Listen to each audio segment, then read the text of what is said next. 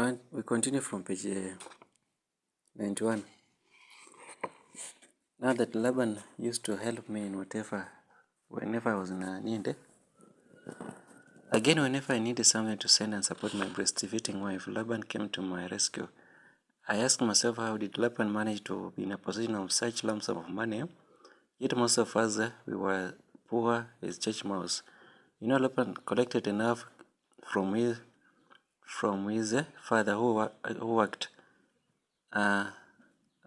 who actually came on checking on him in the school, but often he checked on his health and his welfare, giving him some enough pocket money to subsidize the small ration that we were served in this school dining table.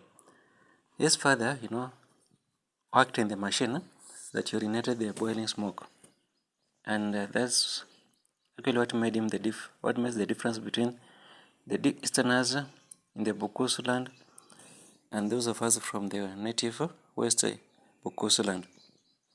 Whereas the Bukusu land had machines that was found and therefore offered them some jobs. They earn enough coins. They will work, offered some services to earn.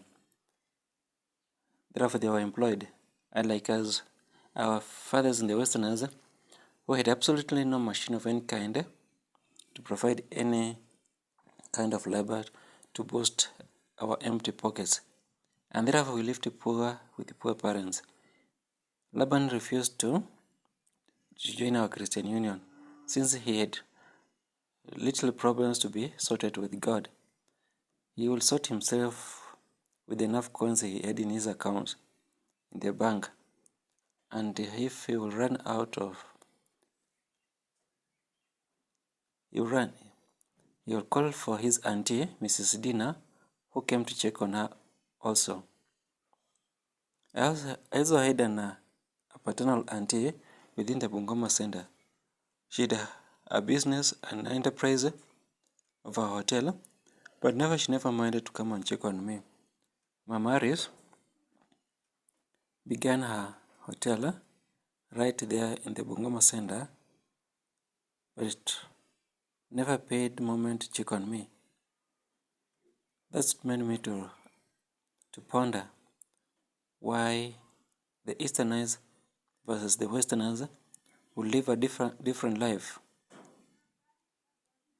Therefore, Laban had enough coins to solve his problems. He required very little of godly assistance, while most of us converged in a private room and held prayers together to strengthen our faith. That is, after every evening, we will go to the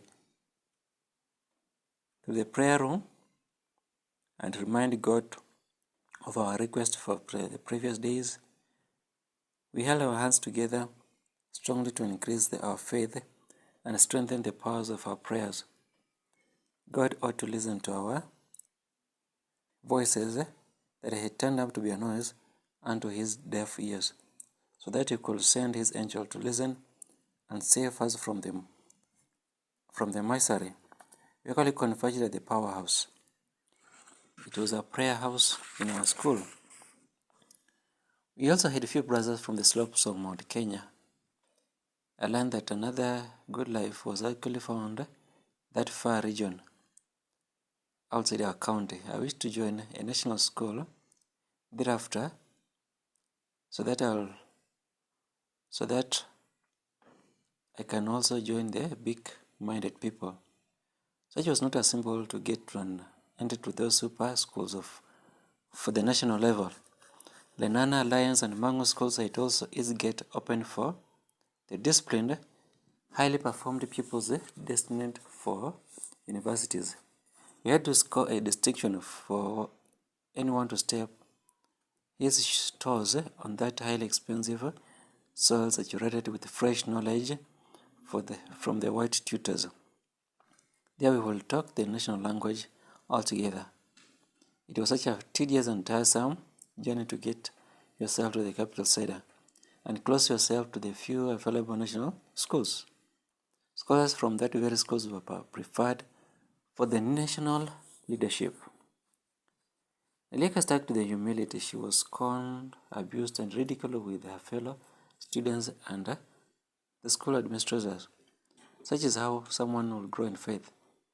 When the environment and the people around pinch on your toes, affecting your comfort, and no one actually is there to help you pull through, you become hardened and develop a sense of self-determination. When nobody will comfort you or give you a shoulder to lean on, you'll strive to make it all alone. Do not let disappointment put you down. The environment will affect your personality a lot. Appraisal makes someone feel important and encouraged. Ridicule demeans someone's ego and feel rejected. A disappointed to the nerves.